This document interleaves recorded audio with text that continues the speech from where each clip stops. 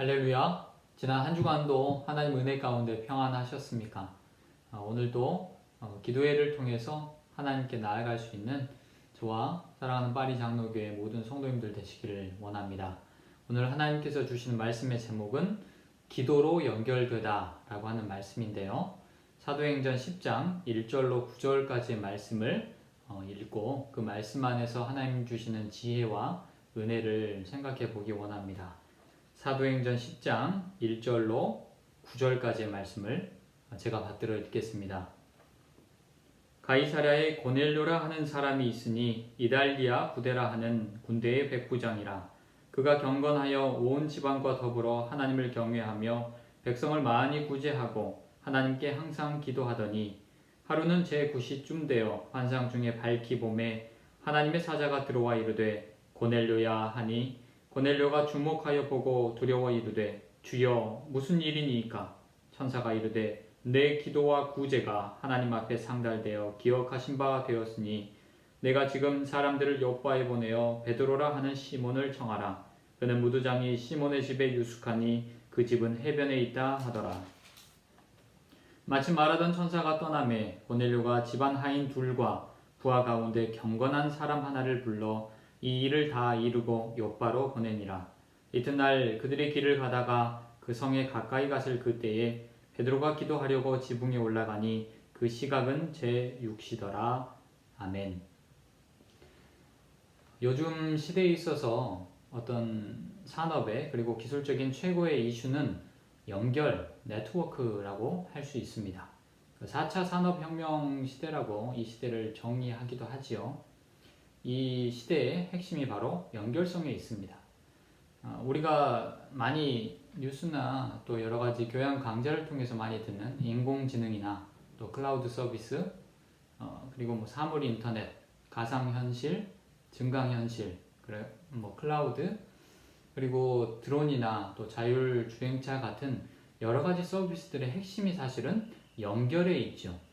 어떤 인터넷상에서 연결되어 있느냐, 그리고 어떤 사물과 사물이 또 서비스와 인간이 연결되어 있느냐 연결되지 못했느냐가 바로 4차 산업혁명 시대를 정의하고 구별하는 가장 중요한 구별점이다 라고 많이들 이야기를 합니다. 우리도 이 시대를 살면서 그러한 연결을 많이 경험하고 있습니다. 시대가 갈수록 많은 정보가 필요하고 많은 데이터가 필요하죠. 그런 것들을 구축하고 그것들을 계속 확장시켜서 서비스를 해나가는 것이 앞으로 이 시대의 가장 중요한 또 기술적인 테마가 되지 않을까 생각이 됩니다. 그런데 이 연결은 사실은 우리가 살아가고 있는 세상의 어떤 경제적인, 사회적인, 또 문화적인, 정치적인 부분에 있어서만 중요한 것이 아닙니다. 사실 가장 기본적으로, 가장 원래적으로 신앙에 있어서 연결이 원래 훨씬 더 중요한 개념이었죠. 시대와 상관없이 처음부터 이 연결이 신앙에 있어서도 핵심이라고 할 수 있습니다. 우리가 말씀을 통해서 기억하고 있는 신앙의 모든 선조들 또한 이 연결이 핵심이 되는 사람이었습니다. 무엇과 누구와 어떻게 연결되느냐가 핵심이었죠. 그 중에서도 바로 하나님과 연결이 되느냐, 하나님 말씀 안에 성령의 인도하심을 따르느냐, 이것이 신앙의 선배가 되는 가장 중요한 요인 중에 하나가 될 것입니다. 첫사람 아담도 하나님과 긴밀하게 연결된 존재였습니다. 하나님과 대면해서 대화를 나눌 정도였으니 아담이 경험했던 그 연결성은 이 시대에 누구도 경험하지 못한 온전한 연결이었습니다. 하지만 아담과 하와의 세상 가운데 죄악이 들어오면서 연결이 흐려지게 되고 끊어지게 되는 것이죠. 그들이 에덴에서 방출된 이야기는 바로 하나님과의 직접적인 연결이 아주 뚜렷했던 연결이 이제 조금 흐려지게 되었다라고 하는 것을 의미합니다. 그 이후의 시대의 사람들에게 있어서도 하나님과의 연결이 사실은 인간으로서 가장 중요했지만 점차 그 연결이 끊어지면서 사람들은 바벨탑 홍수가 되었던 이러한 여러 가지 노아의 방주의 홍수 그리고 바벨탑 사건에 이르기까지 여러 가지의 또 부족한 부분들을 드러내게 됩니다. 바로 그 핵심은 바로 하나님과의 연결성에서 우리가 찾아볼 수 있는 것이죠. 오늘 저는 본문을 바탕으로 그리스도인의 연결에 대해서 생각해보고 이 주제를 가지고 함께 기도하기를 원합니다. 오늘 본문의 배경은 이제 스데반 집사님이 말씀 사역을 하시다가 전도하시다가 결국 순교를 당하시게 되시죠. 이 스데반 집사님의 순교 사건이 사실은 예루살렘을 중심으로 모였던 사도들의 공동체가 이제는 전 세계적으로 흩어지는 교회의 출발점이 되는 사건이 되기도 합니다. 그래서 스데반 사건 이후로 이제 사도 바울도 그리고 은혜를 경험하면서 전도자로 변화되게 되고 그 내용에 연결돼서 오늘 본문이 등장하는데 바로 사도 베드로가 소개되고 있습니다. 베드로는 지금 예루살렘에 있지 않고 요빠라고 하는 항구 도시에 거하고 있지요.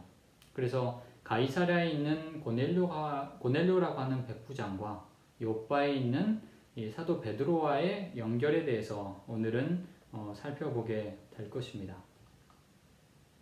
이달리아 부대 이 백부장에 대해서 먼저 생각해 보시면 이 고넬료라고 하는 사람은 말 그대로 로마 군인이었습니다. 백부장은 가장 지휘관으로서는 낮지만 그래도 실제적으로 가장 많은 사람들과의 접촉점을 가진 존재이고 실생활에 있어서 유대인들과 함께 생활하는 중요한 위치에 있는 사람이었습니다. 그런데 이 이달리아 부대의 로마 사람 백부장은 특별히 하나님에 대한 열심을 갖고 있는 대단한 사람이었죠.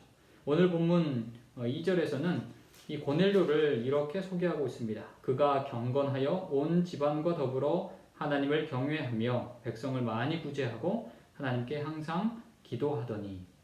그는 첫째 경건한 사람이었고 둘째 온 가족이 함께 신앙을 가질 정도로 열심히 있었던 사람이었고 셋째로 구제에 있어서 백성들을 사랑하여서 구제하는 사람이었고 넷째로 하나님께 항상 기도하는 사람이었습니다. 이 정도의 칭찬을 받은 사람이 많이 등장하지 않는데 고넬료는 그러한 신앙의 열심을 갖고 있었던 사람인 것 같습니다. 우리가 기억할 단어는 바로 하나님을 경외했다라고 하는 것이죠. 이제 34절 뒷부분에서도 이제 베드로가 고넬료를 방문하고 하면서 나누는 대화 가운데 고넬료를 바로 하나님을 경외하며 의를 행하는 사람이라고 다시 칭하기도 합니다. 그래서 고넬료는 한마디로 줄인다면 하나님을 경외하는 사람이었다라고 볼 수 있습니다. 그런데 하나님을 경외하는 사람이라고 하는 표현 자체가 우리가 생각하는 그냥 경외하는 사람 정도로 생각하는 게 아니라 그 당시에 경외하는 사람이라고 하는 특별 표현이 따로 있었어요. 이 사람들은 이방인들로서 유대교로 개종하지는 않았지만 유대교 회당에 나와서 정례적으로 하나님 말씀을 사모했던 사람이고 하나님의 율법의 가르침을 최대한 잘 듣고 순종하며 행하려고 했던 그런 하나님을 사모하는 그런 사람들을 가리켜서 하나님을 경외하는 사람이라고 했습니다. 그래서 회당에도 들어갈 수 있는 이제 등급들이 있었지만 낮은 등급이지만 회당에 들어갈 수 있는 존재로 개종자는 아니지만 그 다음 단계로 들어올 수 있는 존재가 하나님을 경외하는 무리라는 칭함을 받았던 사람들이죠. 아마도 고넬료는 그러한 무리에 속해 있는 이방인으로서는 대단한 열심을 가졌던 사람인 것 같습니다. 그 고넬료가 바로 오늘 소개되고 있는 것이죠.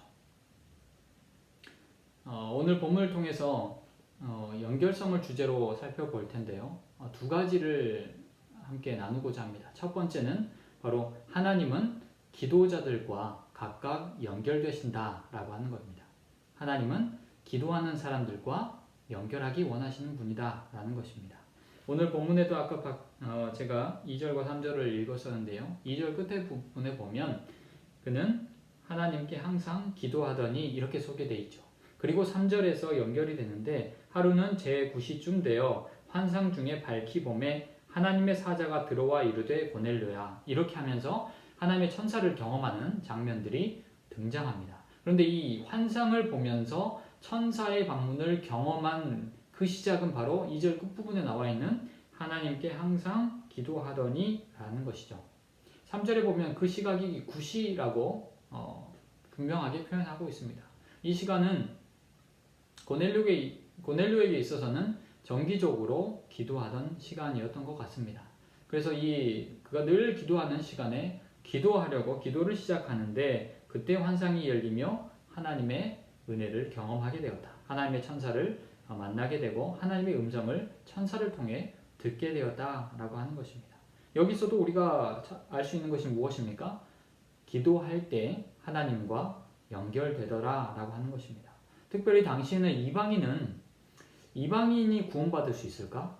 이방인에게 성령이 내릴 수 있을까? 이것은 유대교뿐만이 아니라 그리스도인에게도, 예수님을 따르는 제자들에게 있어서도 이 부분은 경험해 보지 않았기 때문에 아직 정의할 수 없는 부분이었습니다. 사실 베드로도 이방인은 아직 아닌 것 같아, 이방인이 성령의 은혜를 경험할 수는 없지라고 아마 생각했을 것 같습니다. 그런데 바로 이 고넬료에게 하나님은 찾아오셔서 그에게 대화해 주셨고 그를 축복해 주시고 그가 더 큰 은혜를 받을 수 있는 길로 초청해 주셨다라고 하는 것이죠. 그래서 하나님은 기도자들과 연결된다라고 하는 것을 알게 됩니다. 천사는 하나님의 말씀을 전해준데 그 핵심 내용이 무엇이냐면, 지금 여기서 아주 멀지는 않는 욥바라고 하는 항구 도시에 베드로라고 하는 사람이 와 있으니 그 사람을 초청해서 말씀을 들어라 라고 하는 내용이었습니다. 그래서 고넬료는 사람을 보내서 이제 베드로를 초청하게 되는 것이죠. 오늘 본문 뒷부분에 보시면 9절에 보면 이제 베드로의 장면으로 전환되고 있습니다. 기도에 힘썼던, 항상 기도했던, 그리고 구제에 힘썼던 이 고넬료에게 하나님이 연결되셔서 찾아오셨고, 그리고 9절에 보면 베드로의 상황이 등장하는데, 베드로가 기도하려고 지붕에 올라가니 그 시각은 제6시더라. 이 6시에 베드로는 아마 정기적으로 기도했던 것 같습니다. 그래서 늘 기도하려고 이제 지붕에 올라가서 기도를 시작합니다. 그런데 그때 황홀한 중에라고 표현되는 것처럼 환상이 열리게 되는 것이죠. 정기적인 기도에 힘썼던 베드로도 지금 하나님과 긴밀하게 연결되는 상황이 등장하게 됩니다. 이것을 통해서 첫째로 계속해서 우리가 생각하고 있는 하나님은 기도자들과 연결된다라는 것을 우리는 알게 되죠. 기도자들과 연결되기 때문에 믿음의 사람은 기도로 나아가야 된다는 이야기가 됩니다. 베드로가 지붕에 올라갔을 때 환상을 보게 되는데 그 내용이 무엇입니까? 갑자기 하늘이 열리면서 큰 그릇이 하늘에서 내려와요. 그러면서 그 그릇 안에 있는 것들을 먹어라 라고 하나님께서 말씀하십니다. 그래서 베드로가 그 그릇 안에 봤더니 여러 가지 짐승들이 또 공중에 나는 것들, 기는 것들이 있는 거예요. 근데 그 짐승들은 예를 들어서 돼지나 미꾸라지나, 그러니까 비늘 없는 것들은 율법적으로 부정한 것이거든요. 그 돼지 같은 것들도 부정한 짐승이거든요. 근데 이러한 짐승과 먹거리들이 있는 것입니다. 그래서 이것을 잡아 먹으라 라고 했을 때 베드로는 사실은 뿌리 깊은 유대인입니다. 그가 아무리 성령의 은혜를 경험하고 예수님의 제자로서 또 회개하고 거듭나고 했다고 할지라도 그의 뿌리는, 그리고 그의 사고방식은 여전히 완전한 유대인에 머물러 있는 것이죠. 그래서 유대인의 관점에서 봤을 때 이 음식은 도무지 먹을 수 없는 부정한 짐승들이었던 것입니다. 그래서 베드로는 이것은 깨끗하지 아니한 것을 결코 먹을 수 없습니다라고 이야기를 합니다. 하나님께서는 3번이나 이 환상을 반복하시면서 베드로의 마음을 열어주시죠. 우리가 알고 있는 것처럼 베드로에게는 3번의 부담감이 있습니다. 처음 예수님이 먼저 말씀해 주신 것처럼 네가 새벽 닭 울기 전에 3번 나를 부인할 것이다. 정말로 3번 부인했잖아요. 나중에 부활하신 예수님을 갈릴리 호수에서 만났을 때에도 예수님이 한 번으로 그치지 않고 3번이나 끈질기게 말씀하시고 축복하시고 사랑 문답을 해 주십니다. 베드로야, 내가 나를 사랑하느냐? 내 양을 먹이라, 내 양을 치라. 이렇게 3번이나 말씀해 주셨죠. 지금도 어떻습니까? 베드로는 거부감을 갖고 있지만 3번이나 환상을 거듭해 보여주시면서 그가 가지고 있는 유대인으로서의 그 한계를 뛰어넘게 해 주십니다. 그래서 이러한 하나님은 기도자들과 긴밀히 연결되어서 이 일을 행하신다라는 것을 알게 되죠. 베드로에게 이렇게 섬세하게 다가오셔서 환상을 보여주셨기 때문에 베드로는 만약에 이 환상을 보지 않았으면 결코 이방인을 만나지 않을 거였습니다. 그런데 그의 마음이 변해서 이제 환상을 보면서 결심한 순간 문이 울립니다. 그러면서 요바로 보낸 이 고넬료의 사람들이 베드로를 찾아온 거죠. 이 얼마나 절묘한 순간이고 하나님의 섬세한 인도하심이 있습니까? 이것이 바로 기도하는 사람들이 경험하는 것입니다. 기도하는 사람만이 경험하고 누릴 수 있는 축복입니다. 기도하는 사람만이 하나님과 연결되기 때문이죠. 마지막으로 두 번째로 우리가 이 기도와 연결 안에서 생각해 볼 부분은 이렇게 기도로 하나님께 연결된 사람들이 한자리에 모여서 말씀을 듣고 기도할 때 훨씬 더 강력한 연결하심과 은혜가 부어진다라고 하는 사실입니다.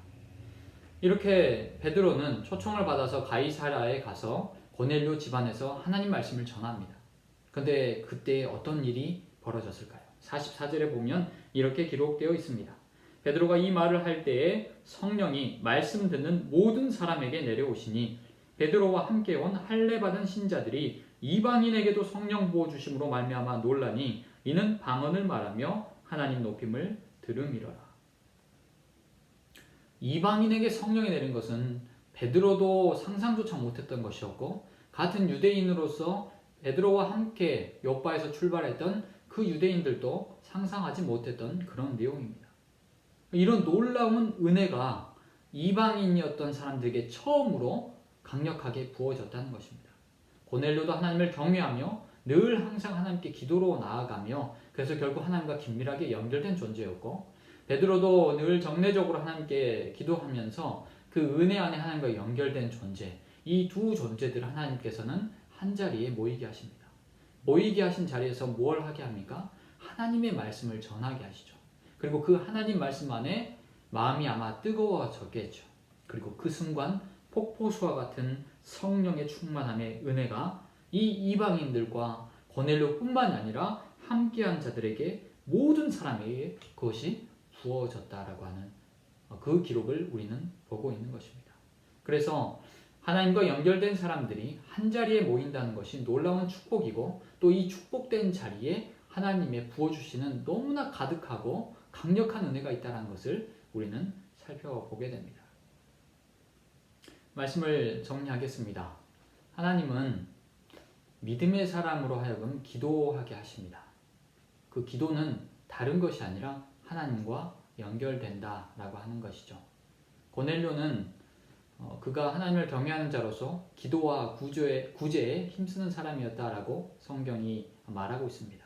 기도는 나의 영과 나의 마음을 다해서 하나님께 대화하고 나의 속을 드러내어 드리고 하나님의 은혜를 초청하는 것이라면 구제는 나의 손과 발과 우리의 몸과 마음을 통하여서 기도하는 방식이다라고 할 수 있을 때에 그렇게 생각해 본다면 기도와 구제, 참된 기도의 사람이었던 고넬료 하나님과 긴밀하게 연결되게 되고 또 사도로서 먼저 하나님과 긴밀하게 연결되었던 베드로도 그가 뿌리 깊게 갖고 있었던 그런 편견까지도 해소가 되면서 이 둘이 만났을 때 그들이 아무도 생각하지 못했던 상상조차 못했던 은혜가 폭포수처럼 부어지게 된다라고 하는 것입니다.